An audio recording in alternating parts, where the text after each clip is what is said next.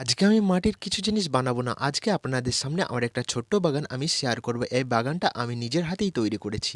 এই যে গোলাপ গাছটা দেখছেন এটা মানে বয়স হবে মোটামুটি ১ বছর, কিন্তু খুব ফুল ফুটেছে। তার সাথে, সাথে গাঁদা আছে, এখানে ইঞ্চি প্ল্যান্ট না কি বলে জানি না, ওটা রাস্তার ধার থেকে কুড়িয়ে এনেছি, বেঁচে গেছে। তো এটা হচ্ছে নয়নতারা, এখানে ২ কালার ফুল আছে। তো খুব বেশি ফুল ফুটছে না, ১টা ২টো করে ফুটছে। আর এখানে একটা লঙ্কা গাছ আছে। আমি লঙ্কা খেতে পছন্দ করি না, কিন্তু বাবা বকার জন্য আমি এই লঙ্কা গাছটা কিনে এনেছি, কারণ শুধু ফুল গাছ কিনলেই হবে না তো। তাই দুটো, একটা লঙ্কা আর একটা বেগুন কিনে এনেছি যাতে আমাকে না বকা দেয়। তো পাশে বেগুন গাছটা আছে, কিন্তু বেগুন গাছটা কোনো ফুল টুল কিছুই হয়নি, বলছে যে কালো বেগুন হবে, তো দেখাই যাক বড় হলে। আর এখানে ছোট্ট একটা বাচ্চা চন্দ্রমল্লিকা আছে। আর এই গোলাপ গাছটার দাম নিয়েছিল ১২০। এটা একটা ফুল ছিল, কিন্তু খুব সুন্দর ফুলটা। আর এটা হচ্ছে ক্যাপসিকাম, একটা কিনেছিলাম।